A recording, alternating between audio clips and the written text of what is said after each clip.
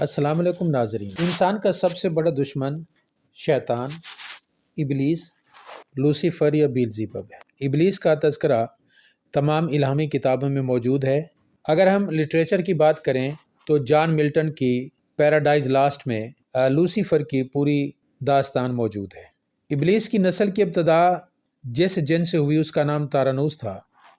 تارانوس ابلیس سے 1,44,000 سال قبل دنیا پہ موجود تھا۔ تارانوس کی نسل بہت تیزی سے بڑھی کیونکہ ان پہ موت طاری نہیں ہوتی تھی اور نہ ہی انہیں بیماری لگتی تھی۔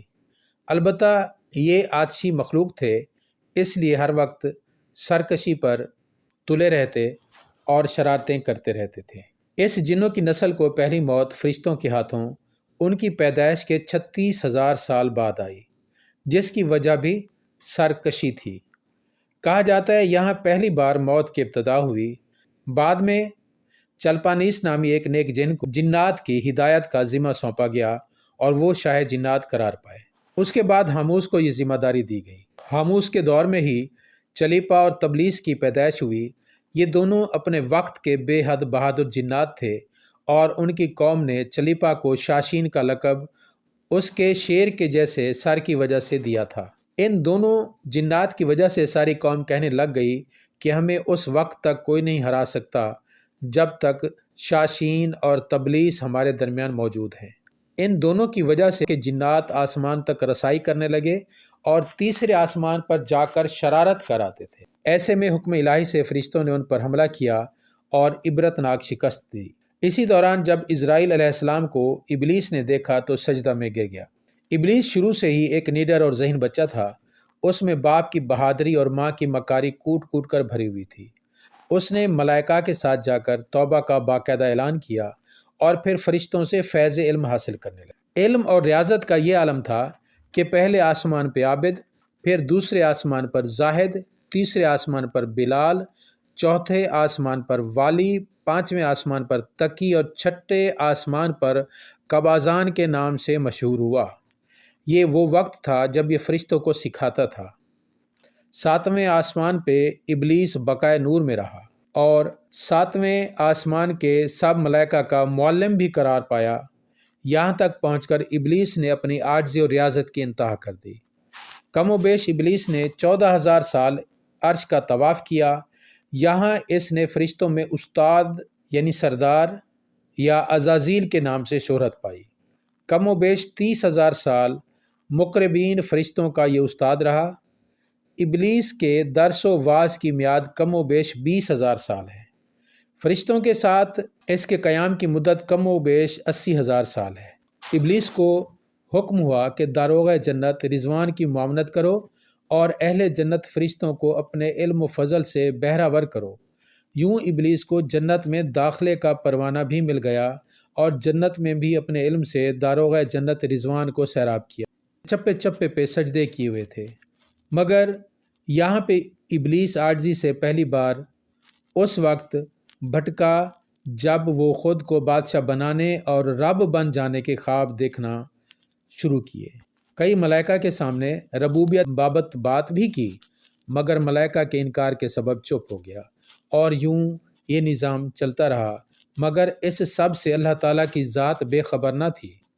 پھر حضرت آدم علیہ السلام کی تخلیق کا مرحلہ آیا، جیسا قرآن مجید میں واقعات بیان ہوئے ہیں۔ ابلیس آدم علیہ السلام کو جزو مرحلہ وار مختلف اقسام کی مٹی سے تخلیق ہوتا دیکھتا رہا اور چپ رہا، مگر جیسے ہی اسے یہ معلوم ہوا کہ یہ آدم علیہ السلام اللہ تعالیٰ کا نائب ہے تو اس نے واویلا شروع کر دیا، عبادات اور اطاعت کا واسطہ دیا اور پھر طنز بھی کیا کہ مجھ جتنی عبادت کس نے کی ہے، اور آدم علیہ السلام کو سجدہ کرنے سے انکاری ہوا۔ تب اللہ تعالیٰ نے کہا، نکل جا شیطان مردود۔ لعنتی قرار پانے کے بعد ابلیس نے اپنی عبادات اور ریاضت کا رب کریم سے عوض مانگا، جس پر اللہ تعالیٰ نے ابلیس کو ایک وقت معلوم تک مہلت فراہم کی، جس پر ابلیس نے اولاد آدم کو صراط مستقیم سے بھٹکا کر اپنا پیروکار بنانے کا دعویٰ کیا، جس پر رب کریم نے فرمایا کہ جو متقی اور پرہیزگار ہوں گے تو ان کو گمراہ نہیں کر پائے گا۔ ابلیس کے سلامتی کام میں اس کے 5 ساتھی ہیں۔ نمبر 1، صبر، اس کے اختیار میں مصیبتوں کا کاروبار ہے جس میں لوگ ہائے واویلا کرتے ہیں، گریبان پھاڑتے ہیں، منہ پہ تماچے مارتے ہیں اور جاہلیت کے نعرے لگاتے ہیں۔ نمبر 2، آور، یہ لوگوں کو بدی کا مرتکب کرتا ہے اور بدی کو لوگوں پہ اچھا اور پسندیدہ کر کے دکھاتا ہے۔ نمبر 3، مسوت، یہ کذب، جھوٹ اور دروغ پہ معمور ہے جسے لوگ کان لگا کر سنیں۔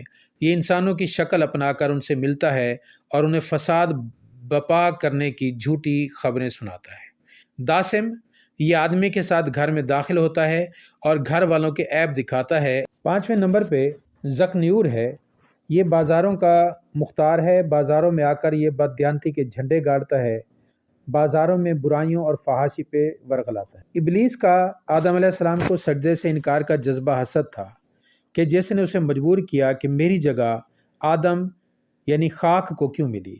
یہ اس کا جذبہ تکبر اور غرور تھا کہ میں اعلیٰ ہوں، اور اس ایک سجدے کے انکار کی بات نہیں تھی، بات اطاعت سے سرکشی کی تھی، شرک کی تھی۔ ابلیس نے دل میں خود کو رب مان لیا تھا۔ اسی شرک عظیم کی بدولت ابلیس تا قیامت رسوا و لعنتی ٹھہرا اور اولاد آدم کو بھٹکانے کے لیے آزاد قرار پایا۔ حاصل نتیجہ یہ ٹھہرا کہ رب کریم کو انسان کی عبادات، عاجزی، علم و دانش سے کچھ غرض نہ ہے۔ رب کریم صرف دیکھتا ہے کہ دل میں اطاعت و فرما برداری کتنی ہے۔ اسی بنیاد پہ تقوی اور پرہیزگاری کے درجے قرار پاتے ہیں۔ ناظرین، یہ مضمون جن کتابوں کی مدد سے تیار کیا گیا ان میں صحیح بخاری کا باب الفتن و اشرات، صحیح مسلم، سنن ابن ماجہ، سنن ابی داؤد، کتاب شرح سیوطی، تفسیر کبیر امام رازی، مستدرک حاکم، کتاب حکم، نہج البلاغہ سید رضی، شرح نہج البلاغہ ابن حدید، کتاب غدر، الحکم ابن حشام، کتاب توحید شیخ صدوق شامل ہیں۔